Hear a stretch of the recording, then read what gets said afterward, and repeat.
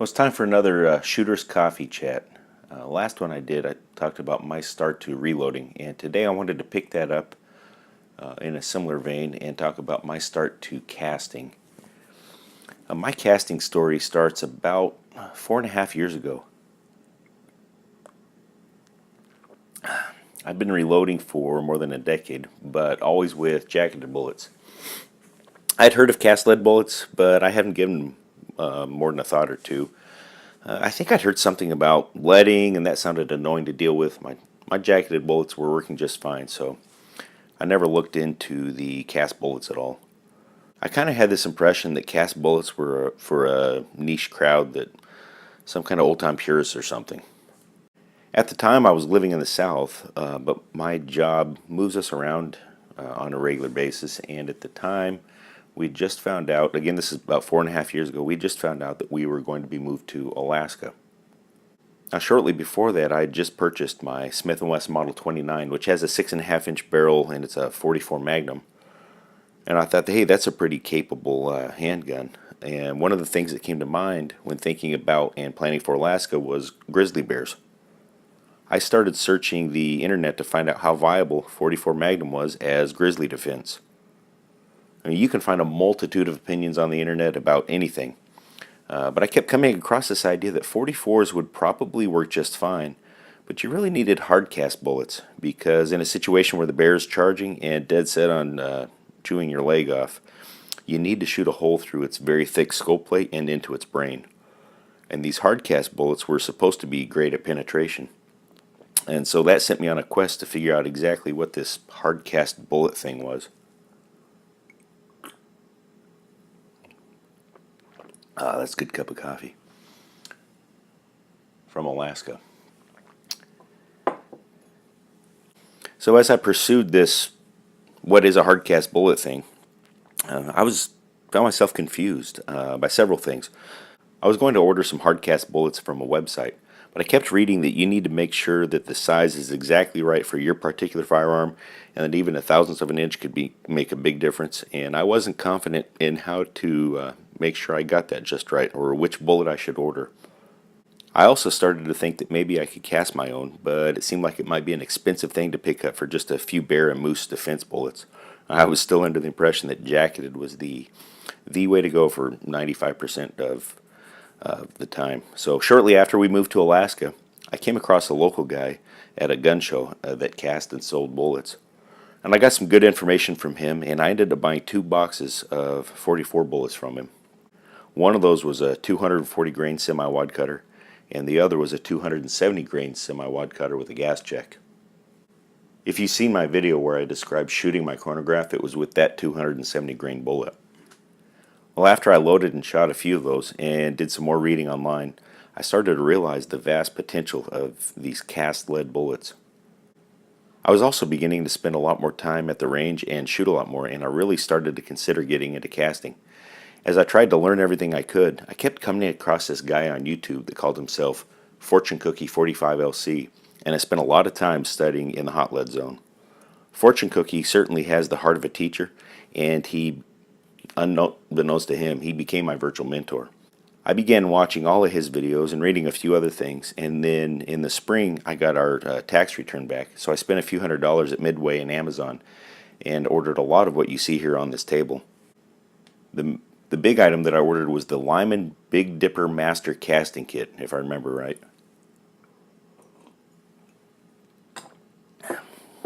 That kit included this Big Dipper furnace. This is not a bottom pour. This is a 10-pound pot, which I think the big in the title Big Dipper probably refers to the mouth, not the capacity. That kit also came with the Lyman 4500 lubricizer here and a couple of tools that go with that. That whole master casting kit I think cost me about $200. I went on ahead and paid about $40 extra for the heater that goes with the Lyman lubricizer that heats up the wax lube. That kit came with this ingot mold, some bullet lube, and I ended up using a stick of this Lyman Orange Magic, and then I moved over to white label Carnauba Red. I ordered several sticks of this stuff. And I think the other 2 big items that came with were this this big dipper ladle, and the Lyman cast bullet handbook. I also ordered a couple 44 molds. I ordered the Lyman 429, 421. It was a 2-cavity. This is the Keith semi-wad cutter. And I've shot, I can't tell you how many of these bullets. I also ordered the Lyman 429 244, which is also a semi-wide cutter. It's supposed to be about 10 grains heavier, and you probably can't see it in this video, but it's a very similar design to the Keith bullet. This is a Ray Thompson design, but it has a cutout there so that you can put a gas check on that bullet. I bought one set of Lyman handles that I plan to just swap between the two molds. I bought this Lee 2-cavity 358-158 RF mold, and it cost me $20. And the reason it's cut in half is since then I grabbed a Dremel tool and I was going to take out the lube grooves to turn this into a powder coat only bullet, and that didn't work out very well, but it cost me $20 and it was used since then, so no big loss. I also picked up some Hornady gas checks, some top punches for the lubricizer, a couple sizing dies for the lubricizer for the 38, 357, and the 44. And then I went and bought a bunch of lead to start melting. And I think initial purchase, everything here plus the lead, I think I ended up paying about $750. And $750 is certainly nothing to sneeze at, but with the options that are out there of equipment to buy, I certainly could have spent a whole lot more, and I could have spent less as well.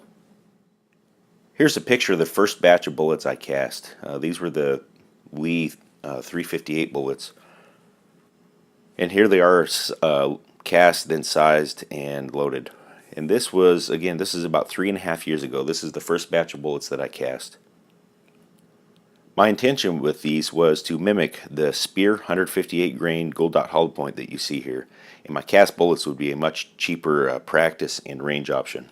Here's some of the first Keith bullets that I cast for the 44. And then after I sized and lubed them in the Lyman 4500 lubricizer.